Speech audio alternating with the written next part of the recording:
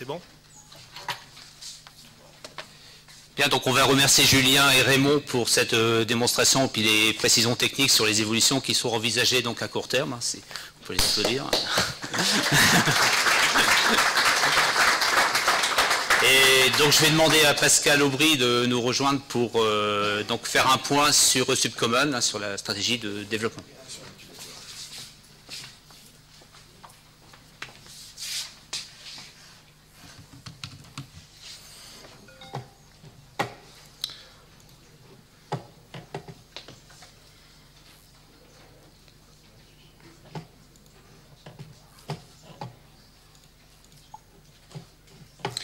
En attendant de passer à Subcommons et à l'incubateur, juste deux petites infos que m'a demandé de rajouter Raymond.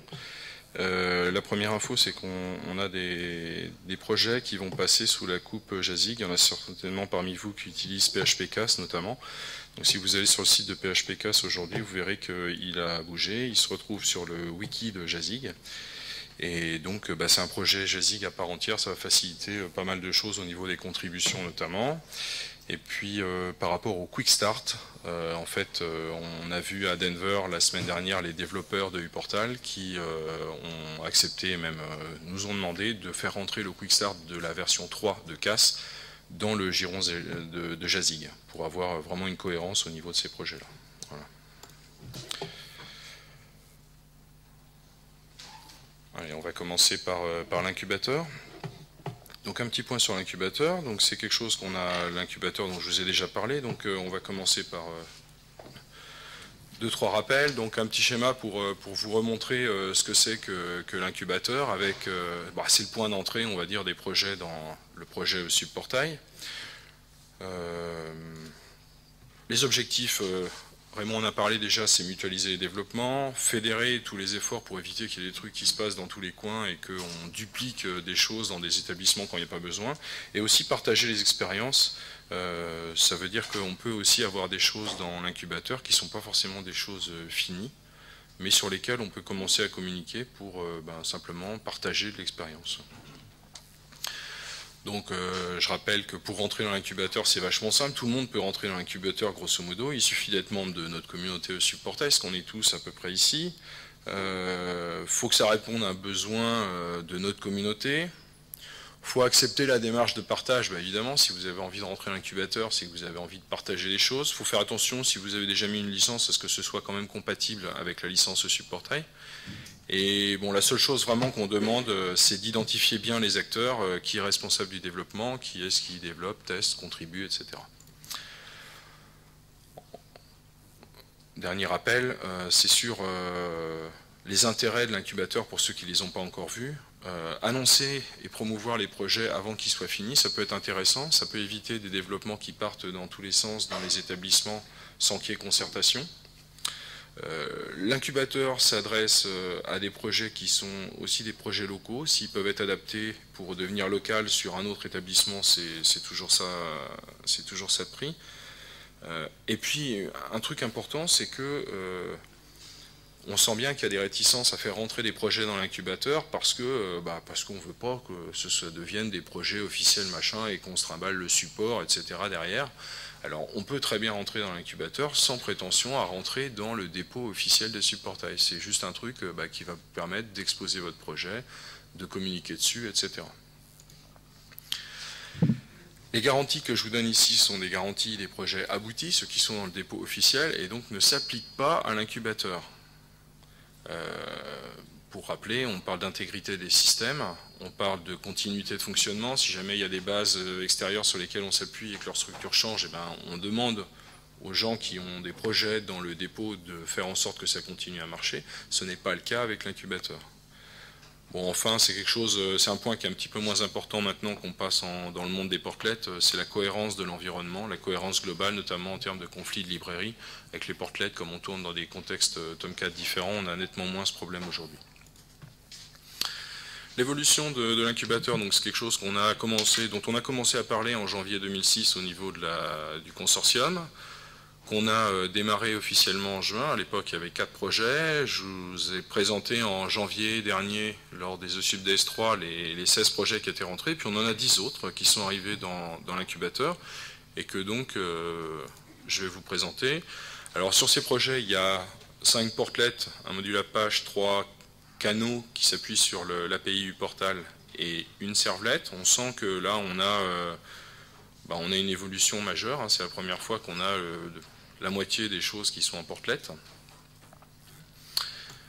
Alors ces choses qui sont rentrées dans l'incubateur, l'affichage distant, je ne vais pas en dire grand chose parce qu'on va avoir une présentation dessus aujourd'hui, je crois.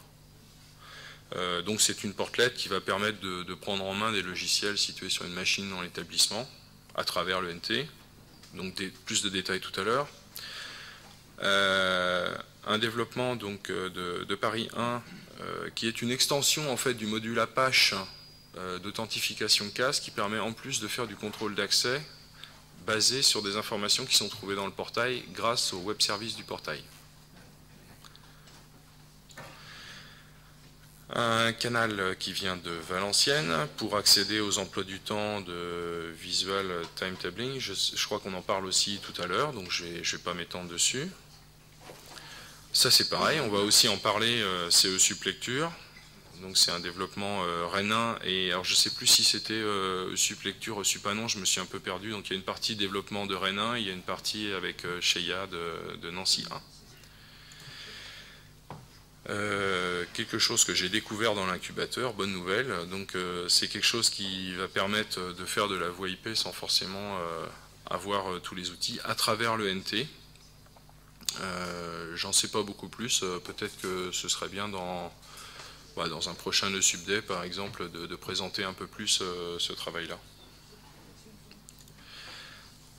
Un autre, toujours de Montpellier, qui permet de lancer un client Jabber à partir du portail. Donc il suffit, apparemment, je ne l'ai pas testé, mais il suffit de cliquer, ça lance du Jabber pour faire du Jabber. Voilà. C'est de la portlet tout ça. Ça aussi, je ne vais pas en dire beaucoup parce que c'est un canal qui va être présenté cet après-midi dans le cadre des choses sur les emplois du temps. Donc ça va permettre de s'interfacer avec un autre logiciel d'emploi du temps. C'est un développement qui a été fait à Reims. Et il y a un deuxième canal qui a été proposé par Reims dans l'incubateur. C'est le canal Dokeos. C'est quelque chose qui avait été présenté aux ESUP Days 3.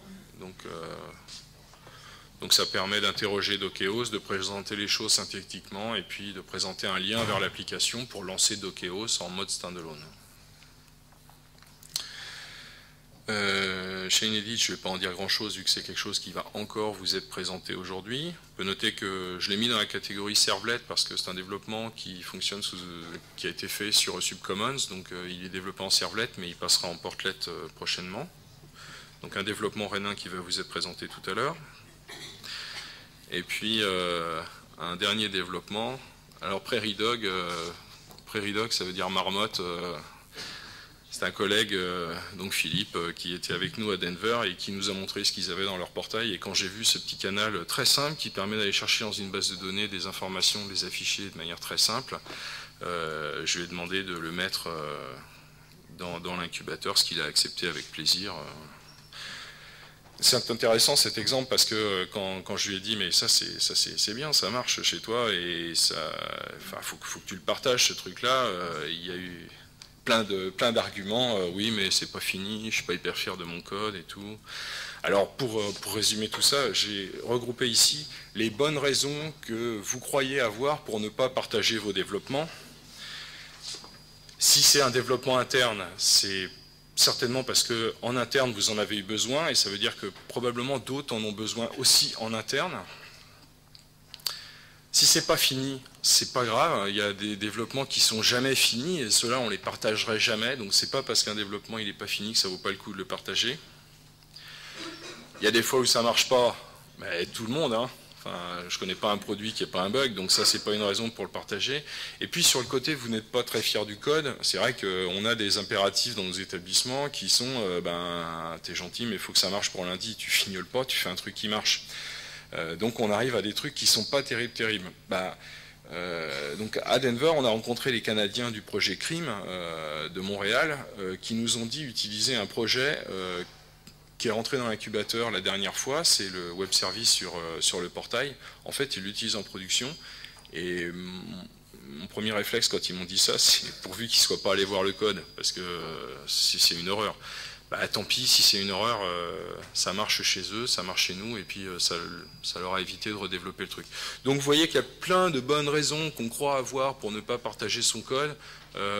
Essayez de les oublier en profitant de ce que les autres partagent, et partagez aussi vos codes, n'hésitez pas. Voilà, même conclusion que la dernière fois concernant l'incubateur. L'incubateur est en marche, c'est-à-dire qu'il est prêt à vous accueillir, à accueillir vos développements. N'hésitez pas à proposer ça. Merci pour ceux qui le font par rapport à toute la communauté qui va en profiter. Et puis l'adresse, c'est contacttech@osubportail.org. On vous attend avec impatience. Voilà, concernant l'incubateur. Donc un deuxième point qui concerne Subcommons. Donc Subcommons, c'est quelque chose qui a été présenté la dernière fois, au dernier The Sub Days. Donc c'est une librairie pour offrir un framework de développement à toute notre communauté. Donc pour ceux qui ont raté les The Sub Days numéro 3, un petit transparent synthétique, vous mettez du Spring, du JSF, de Ibatis, d'Hibernate, ça c'est de la techno. Vous rajoutez par-dessus des services qui vont aider les développeurs à développer leurs applications, et vous rajoutez surtout une couche de méthodologie, et vous obtenez Subcommons. Pour rappeler un petit peu à quoi ça sert Subcommons, pour étendre ce qu'a dit Raymond tout à l'heure, les objectifs de Subcommons sont à la fois au niveau du consortium et au niveau de votre établissement. Au niveau du consortium, l'idée c'est pour les déployeurs d'applications, uniformiser toutes ces choses-là. C'est-à-dire que quelqu'un qui installe une application Subcommons, il ne doit pas être perdu lorsqu'il y en a une autre qui arrive, parce que les fichiers de configuration, notamment, seront très semblables. Faciliter les contributions, c'est évident que quand on va utiliser les mêmes standards, on va plus facilement rentrer dans une application de quelqu'un d'autre pour contribuer. Et on voit que ça marche plutôt bien au niveau de Subcommons, parce qu'on a beaucoup de contributions. Et il y a aussi des objectifs au niveau de chaque établissement. Subcommons, ce n'est pas seulement une démarche globale à notre communauté, ça sert aussi au niveau d'un établissement, et on l'a commencé nous au niveau de Rennes. L'idée c'est quoi? C'est de gagner en productivité. Alors certes, j'en ai parlé la dernière fois, hein, la première marche à franchir, elle est peut-être un petit peu haute, mais une fois qu'on l'a franchie, c'est clair qu'on est beaucoup plus productif. En interne, ça va aussi permettre de favoriser la mobilité des développeurs entre vos projets. C'est-à-dire que si tous vos projets utilisent les mêmes méthodes, les mêmes standards, vous allez faire passer très facilement quelqu'un d'un projet à un autre. Et puis il y a un objectif aussi qui est clairement de fiabiliser les applications en s'appuyant sur des outils du plus haut niveau possible. On va s'appuyer sur JSF, sur Hibernate, sur Spring. Et c'est vrai qu'on ne va plus avoir les problèmes qu'on pouvait avoir avant quand on ouvrait des connexions aux bases de données, aux NERLDAP, etc. à la main. Il n'y a pas photo, on a gagné en fiabilité. Alors qu'est-ce qui s'est passé depuis janvier qu'on vous a présenté le framework Subcommons? Il y a des développements qui ont commencé un peu partout. On voit que les premiers commencent à rentrer dans l'incubateur, c'est bon signe. On a rajouté des fonctionnalités et puis on a fait un gros effort avec Raymond de formation. Alors les fonctionnalités supplémentaires, c'est des contributions qui sont arrivées par rapport à l'accès LDAP. En janvier, on a accédé aux utilisateurs LDAP, c'est tout. Aujourd'hui, on peut accéder au groupe LDAP et puis même à n'importe quelle entité LDAP. C'est pour quelqu'un qui gère de la téléphonie dans un annuaire LDAP. Il manipule n'importe quelle entité LDAP maintenant. Une autre contribution, c'est la documentation au format DocBook, c'est-à-dire que vous pouvez documenter votre projet dans les sources au format XML, DocBook, et générer automatiquement la doc en HTML, en PDF, etc. Vous avez des target ant pour faire ça. Une autre contribution qui vient du projet Unit, c'est l'ajout de mock, de tests unitaires. C'est quelque chose sur lequel on n'est pas très fort, mais on sent bien qu'avec ça, on va pouvoir faire beaucoup plus de choses. On a un support des flux RSS en s'appuyant sur la librairie ROM, pour ceux qui connaissent. Et puis une autre contribution, ça a été de rajouter des fichiers joints dans les courriers électroniques, c'est un détail, mais bon, c'était quand même intéressant. Les grosses évolutions de Subcommons concernent le fonctionnement en mode portlet.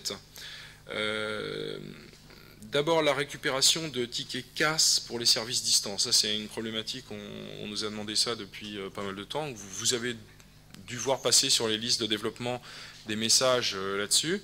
Bon, une petite animation très très simple pour vous montrer comment ça marche pratiquement. Donc vous avez en bas ici, en bas à gauche, votre portail. Ici, le serveur d'authentification CAS. Ici, une portlet basée sur Subcommons et un service distant. Donc l'objectif, c'est que le portail demande des choses à la portlet et la portlet a elle-même besoin de choses sur le service distant qui peuvent être un serveur FTP, un serveur de mail, etc. Donc qu'est-ce qui se passe? Donc on a un service ticket qui arrive sur le portail pour l'authentification de l'utilisateur. Alors bon, ça c'est du CAS, hein. Le service ticket il est validé auprès du serveur CAS et parce que le portail est ce qu'on appelle un proxy CAS, il obtient le fameux PGT, hein, le secret d'authentification pour l'utilisateur, qui va permettre de s'authentifier à la portlet. Donc on demande un PT pour la portlet et la solution, l'originalité de la solution, c'est de passer ce ticket à travers les préférences JSR 168. Donc en fait on a une préférence supplémentaire dans laquelle on met ce proxy ticket. Et bon, après c'est du CAS standard, c'est-à-dire que Subcommons directement il va aller chercher cette préférence là, il va aller valider le ticket, récupérer un PGT pour être lui-même proxy CAS et donc à partir de là récupérer des tickets pour les emmener sur des services distants. Voilà, c'est un petit schéma pour vous montrer grosso modo comment ça marche. C'est quelque chose qui a été mis aussi sur le wiki de Jazzig et bon, on espère bien que ça puisse intégrer le code principal de uPortal, ce serait pas mal. Ça demande une petite modif au niveau de uPortal évidemment pour passer le proxy ticket via les préférences JSR 168. On verra. Enfin, par rapport au fonctionnement en mode portlet, on peut désormais utiliser les extensions Tomahawk qu'on ne pouvait pas utiliser avant, les arbres, les tris 2, les choses comme ça, tout ça, ça marche maintenant et on peut aussi faire de l'upload vers le serveur, chose qu'on ne pouvait pas faire avant. Voilà, donc ça c'est pour ce qui concerne les fonctionnalités. On en a quelques autres sous le coude encore, mais qui ne sont pas finis d'intégrer. Ça viendra, je pense, à la rentrée, puisqu'on a les vacances qui arrivent. Le gros effort qu'on a fait avec Raymond au niveau de Subcommons, c'est surtout au niveau de la formation, hein, puisqu'on ne peut pas simplement se mettre sur quelque chose comme ça et attendre que ça se diffuse. Donc on a été assez actif dans ce domaine-là. Les objectifs de cette formation, ils sont doubles en fait. C'est d'acquérir la méthodologie de Subcommons, c'est-à-dire développer en couche, par interface, avoir des règles de programmation qui sont fixées avec des outils pour encadrer tout ça, utiliser Subversion, bon voilà, maîtriser les outils qui sont nécessaires, ça veut dire que JSF, Spring, etc., il faut rentrer dedans. L'objectif de la formation, donc, qui dure 3 jours, hein, c'était 2 jours et demi, mais on l'a étendu à 3 jours pour que ce soit un peu moins dense, parce que les gens étaient fatigués le soir, c'est dès la formation d'être capable de développer une application. J'insiste sur le prérequis. Il y a un prérequis indispensable qui est de parler Java couramment. Quand on dit parler Java couramment, c'est vraiment avoir, c'est pas le compilateur intégré, mais pas loin. Et puis si vous connaissez déjà Spring ou JSF ou Hibernate, ça va certainement vous aider. Alors les formations, les premières ont été faites en interne à Rennes avec Raymond. On a quelqu'un du CRU qui nous a accompagnés pour essayer d'abord de convaincre nos collègues, et c'était mine de rien important qu'en interne tout le monde soit d'accord là-dessus. Ça s'est bien passé, donc on a étendu ça à la coordination technique du projet. Et puis à partir de là, comme on a vu que c'était lancé, on a accueilli des gens donc à Rennes en avril et en juin, des gens qui viennent un peu partout. Et puis on avait prévu d'en faire une en septembre à Rennes, et puis il y avait un petit peu trop de demandes, donc on a dédoublé cette formation. On a demandé aux gens qui étaient prévus de venir à Rennes si vous ne préférez pas aller à Nancy. Donc aujourd'hui il reste pratiquement 7 places à Rennes pour les 12-14 septembre, et il reste 7 places à Nancy pour 19-21 septembre.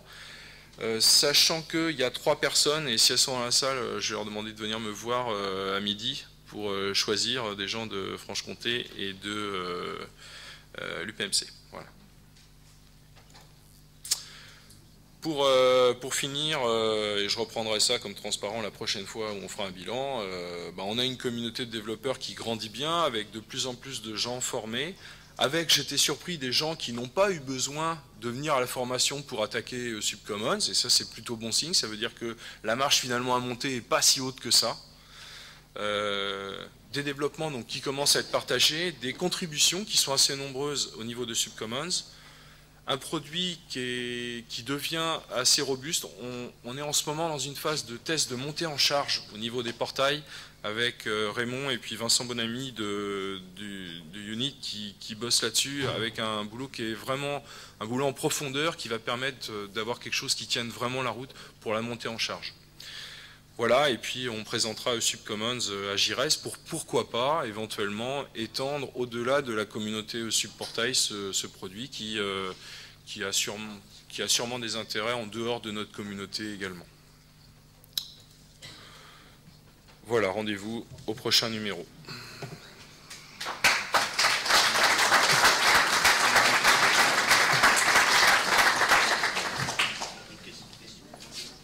Ah oui, il y a peut-être des questions.